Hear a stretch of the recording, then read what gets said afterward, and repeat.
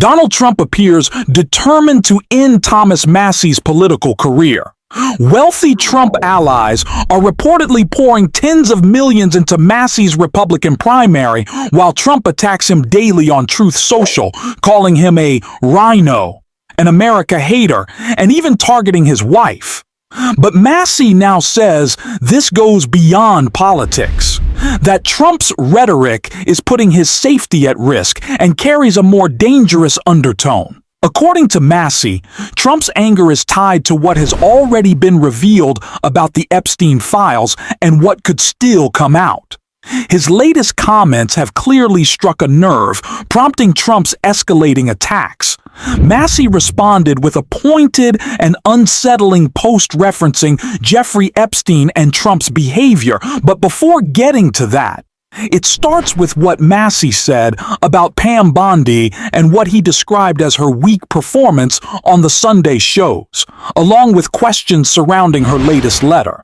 Congressman, I would like your overall reaction to the hearing this week and Pam Bondi's performance, combativeness. I don't think she did very well. She came with a book full of insults, one for each congressperson. She obviously had one for me.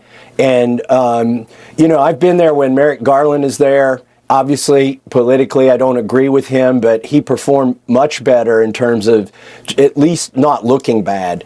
And unfortunately, we didn't get the answers we wanted about the Epstein Files Transparency Act from her.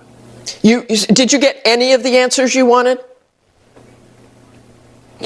No, but she did come off her script and engage with me about this production of documents, where she admitted that 40 minutes after I pointed out to the DOJ that they had over-redacted some of the documents, they did unredact those documents. So it's clear they've made mistakes in the document production. At least she acknowledges that tacitly.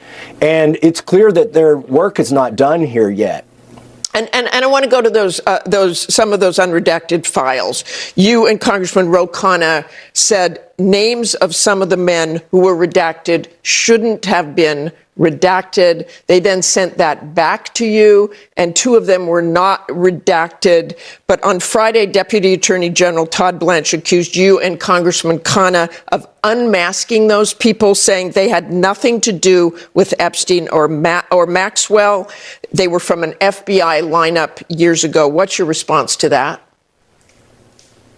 Well, 3 hours before Todd Blanche himself unredacted those names, I told him in an X post, which I know he read because he reposted it, that those may be men in a lineup. And then I went on TV and said those may be men in a lineup. And it was actually the DOJ who released those names, which is fine, but they omitted the context that I provided, which is these may be men in a lineup. Now, there were two men who needed to be named, one of whom has already resigned. The emirate, who's a sultan, resigned as a CEO of a very large company because we released his name. And there's another man, Leslie Wexner, I'll add him to the list with Jess Staley and Leon Black, who need to be investigated right now. They've appeared in these files. Leslie Wexner is the one who, Pam Bondi said, oh, he's appeared thousands of times in these documents. We're not covering up anything. But I pointed out to her, they redacted his name from the one document that says child sex trafficking co-conspirator. And my question is, who is the person at DOJ who redacted Leslie Wexner's name from a document titled child sex trafficking with co-conspirator next to his name? It was a complete embarrassment for Pam Bondi, and it's a moment that's been widely mocked across the political spectrum. Her shrill outbursts about the Dow, repeatedly shouting about it, and even claiming it was at 50,000, made it painfully obvious she doesn't understand the stock market, yet was trying to use it as a shield while testifying before Congress. If anything, it showed just how closely she mirrors Donald Trump's talking points, especially on the Epstein files. Deflect, change the subject, and point to the market, even as it's falling and fears of an AI bubble grow. For an attorney general to recycle that kind of messaging is not just absurd, it exposes how politicized and weaponized this government has become. And that's exactly why the post from Thomas Massie resonates. Unsettling as it is that he felt compelled to say it out loud. Now Thomas Massie is clearly talking about how he has been very public and sharing information about Epstein when he writes, "I am not suicidal. I eat healthy food. The brakes on my car and truck are in good shape. I practice good trigger discipline and never point a gun at anyone, including myself. There are no deep pools of water on my farm, and I'm a pretty good swimmer." This is just shocking that this has to be posted. The fact that Thomas Massie feels compelled to publicly reassure people that everything in his life is fine, and to preemptively say that if anything mysterious happens, like a sudden accident, a farming incident, or a firearm mishap, we should know exactly who's responsible, shows just how dark this moment is.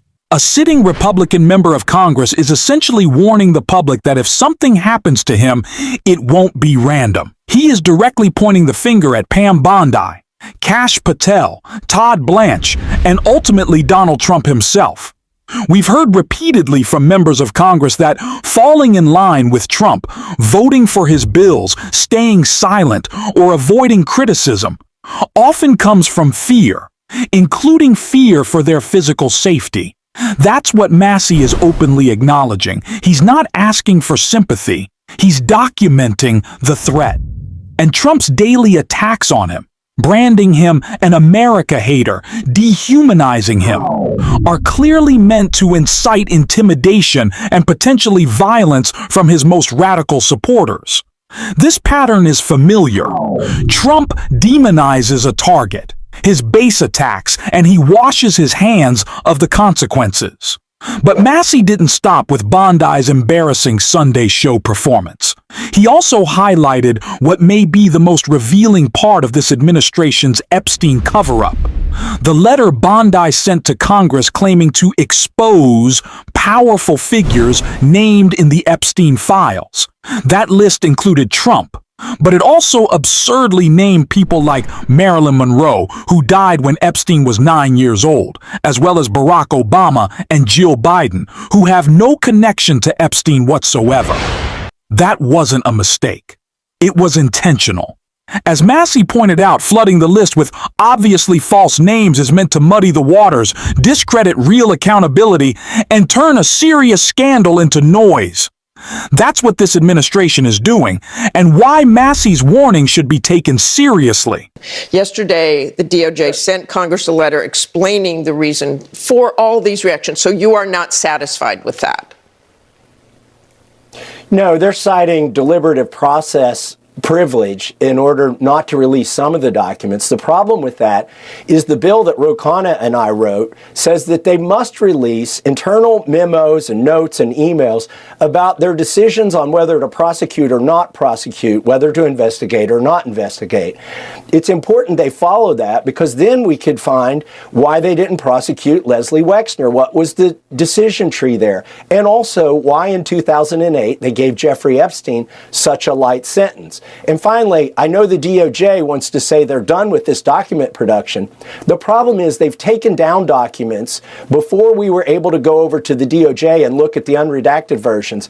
They took down some of the most significant documents, two of them involving Virginia Giuffre's case and other things. The picture of Epstein in a room where it's got CIA written on the boxes, that's been taken down.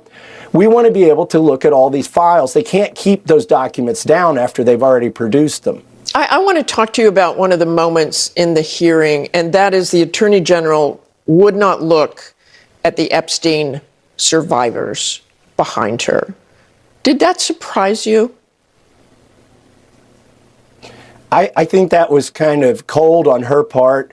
I think she was afraid to. And look, these survivors would love to have a meeting. It's not about Bill Clinton and it's not about Donald Trump.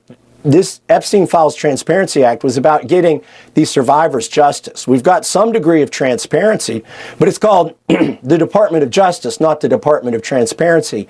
And so what these survivors need, they need to see some of their own 302 forms, which haven't been released, and they also need to see some of the men that they've implicated prosecuted. First, Pam Bondi is breaking the law. There is no legitimate justification for redacting, removing, or shielding the reputations of wealthy and powerful elites. The so-called list released last night makes the strategy obvious. It's meant to muddy the waters and confuse the public. We see this play out constantly in corporate media, where hosts bend over backward to defend billionaires who spent time with Jeffrey Epstein, repeating denials and softening language while ignoring the reality that these people knowingly associated with a criminal. There will never be real trials for them, which is why public accountability matters, and why pretending ignorance is unacceptable. This effort to sanitize the story is deliberate. Lawyers like Todd Blanche claim it's not a crime to party with Epstein, as if that didn't involve participation in a grooming and trafficking operation tied to places like Mar-a-Lago. The goal is to dull public outrage, normalize the behavior, and overwhelm us with so many names that responsibility disappears. It's the same rhetorical trick used by Donald Trump and Robert F. Kennedy Jr., claiming you just bump into everyone in cities like New York or Palm Beach. That excuse doesn't hold. Normal people don't keep bumping into criminals unless they're comfortable being around them. That's why Thomas Massie deserves real respect here. You can disagree with him on policy and still recognize the courage it takes to reject this dishonest framing and call it what it is. His willingness to stick his neck out, challenge the language, and demand accountability is genuinely patriotic. And finally, no, the Dow is not at 50,000. Spare us the distractions. If you want to support the show, hit subscribe, leave a like, and if you made it to the end, drop a blue heart in the comments. And until next time, I will see you soon.